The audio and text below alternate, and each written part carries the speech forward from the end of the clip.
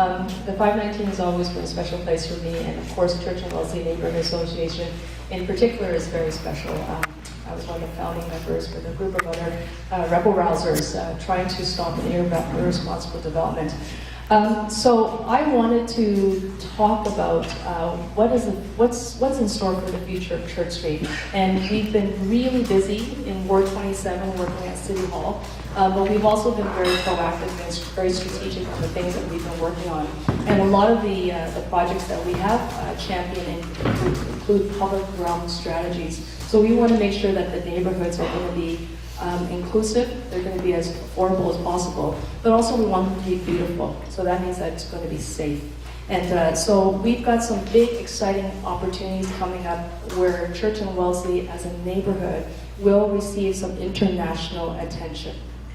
So, but before we start talking about what this international attention could look like, we need to sort of just take a look very quickly, what are the conditions on our street? And as a city councillor, I care a lot about streetscape, I care a lot about parks, I also care about community assets. So is there a way to sort of dull the lights at the front?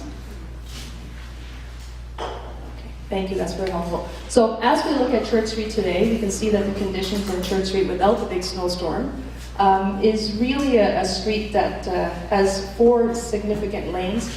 2 lanes where there's vehicles that are parked on either side. You also have the opportunity to see that you've got people who are able to sort of stay and be, walking along the sidewalk. Are there opportunities for patio extensions? Is Church Street the best that we can show the world if we were hosting the world today? And so, of course, I talk about the world and hosting the world is because we're going to be hosting the world's largest global LGBT event in 2014. And that's a very significant project because World Pride is coming to Toronto. And Church and Wellesley is going to be in the center of it all. This is what we see when we walk down Church and Wellesley as a community. You can see that there is some graffiti on the side of the walls. You can see that perhaps some of the heritage attributes have not been taken care of. You can see that perhaps some of the signage is not as elegant or is not as high of a caliber that we'd like it to be. And of course, you're also looking at different sidewalk and road conditions. And I know that this picture is now dated because we actually had a water main break at the 3rd quarter of 2012. And we know that when we have tagging coming to the neighborhood, it almost signifies that people are not paying attention, or that this is not a community that's being championed, or that we don't have great stewards. And I know that that's not true. So we did something kind of different in 2012. We put together the largest new festival in Toronto's history. It was 4 weeks long, and we took up 10 city blocks along Yonge Street. We created an event that was very pedestrian-oriented called Celebrate Yonge. And what that did was allow for a bump out of extensions of patio spaces as well as sidewalk conditions. We wanted to create a new experience on the street. Whether or not it was successful, I think we can let people gauge that. But certainly what we did see was that there was an increase of neighborhood vitality. The media impressions that came forward were very, very positive. People were talking about the renewal and the revitalization of Yonge Street, and that was all throughout the summer. And we had received close to about $1.5 million worth of media just on people talking about it through social media, the number of reports that came out. So, and that was just a 4-week pilot project. And you can see that the patios are full. There's been all sorts of talk about what are we going to do with the neighborhood? How is this going to be a neighborhood that's going to survive the big box retail? How are we going to ensure that the streetscape is going to be something that we can all be very proud of? And of course, we are a neighborhood that is incredibly populated with a lot of density, and we have more and more development coming in, and I know that this is a neighborhood that welcomes good, smart, sustainable, heritage-oriented development, and we do not welcome development that's irresponsible. But along with that development and intensification, are we receiving the same type of offset in terms of community assets? And one of the most cherished community assets that we have is park space. And so how do we actually try to create new park spaces where we can? So these urban interventions. And is there a possibility for us to create new park space right on Church Street? Can we create parklets? This is what they're called in 2013. Is there an opportunity to build new bump out patio expressions onto Church Street in 2013? Is there a way to make the neighborhood even more special, more vital than what it is today? And how do we give the businesses who are struggling on Church Street, some of them, a boost? How do we change the experience and make it that much better? And will we be ready by 2014? Can we get it off the ground and at least test it in 2013? And we've seen examples throughout the world. There's lots of urban centers that have actually done this. And so we know that it has worked in places like San Francisco, in New York, in Halifax. It's worked on Yonge Street just this past summer. And can we do it for Church Street? And I would say that there's a lot of support for a proposition like this. Now, I actually had the opportunity to go to San Francisco in 2008, and I was in Philadelphia in 2012.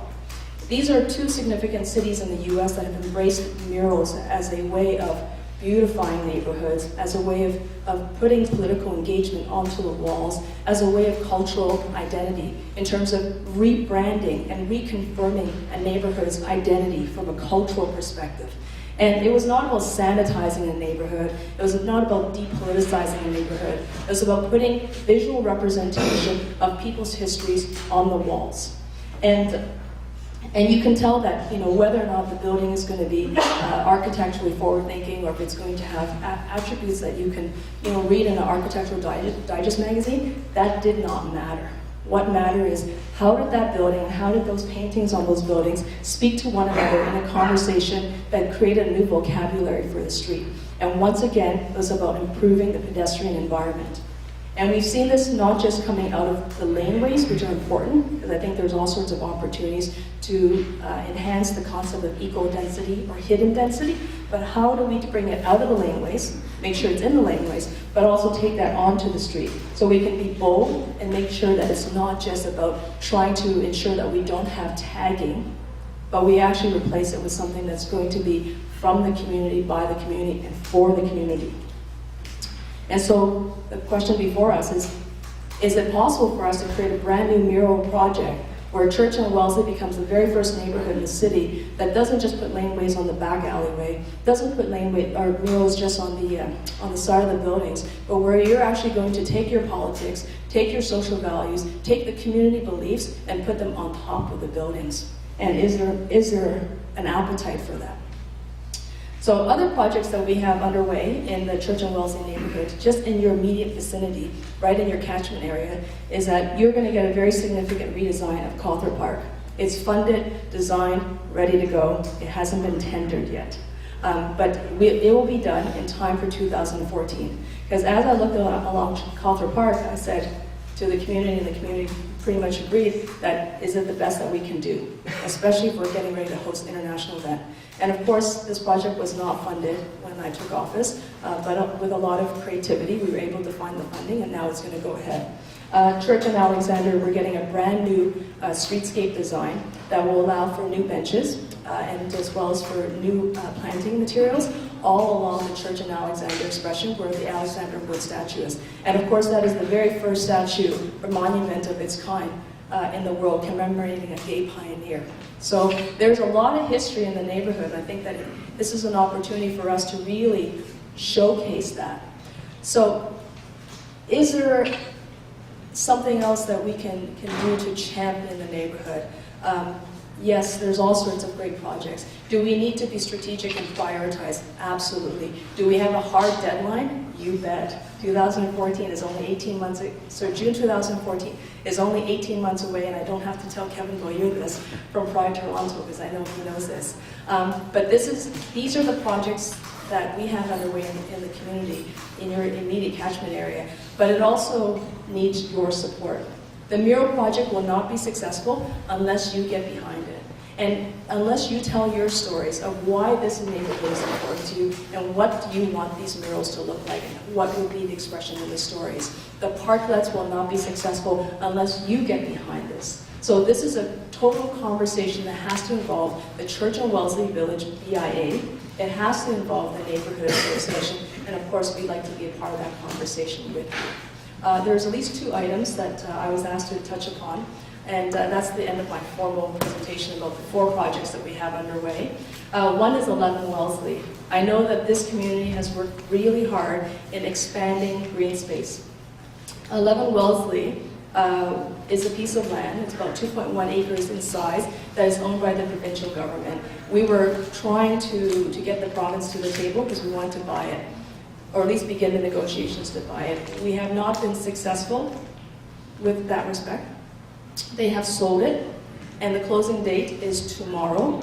So by tomorrow, by 4:30, when the titles office closes, there will be a new owner on that parcel of land. And so we will continue to work with the community to try to secure a park at that site, even though we don't have the entire site, and we will be working with a private developer as opposed to in consultation with the province.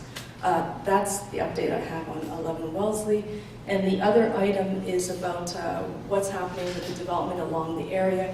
There's a lot of development, as you know. We've got about 60 towers coming along Yonge Street from the top of Midtown all the way to the waterfront. And much of it is kind of coming through the neighborhood. And I know that we've worked really hard as a community to shape the applications as they've come in. And the Church and Wellesley Neighborhood Association, God bless each and every single one of you. Your executive and board has worked so hard. They have worked hand in hand with the city in trying to make sure that all the application that comes through are going to be shaped. And they're going to reflect the needs of the community. And I can tell you right now that some of the most iconic applications and some most controversial applications that are flowing through City Hall right now have been dramatically altered because of the intervention and the participation of your executive. So I'm going to conclude there, and I have a development meeting, believe it or not, after this one. But I just want to thank you for your attention and your constant participation, and also just especially thank this Church Wellesley group for all your hard work, because this is an organization that began in 2010, and from this critical mass, and I think that there are others who've probably spoken to other resident groups, they can attest to the fact this is a very powerful and significant visual representation of what a small group of people have accomplished. So thank you very much.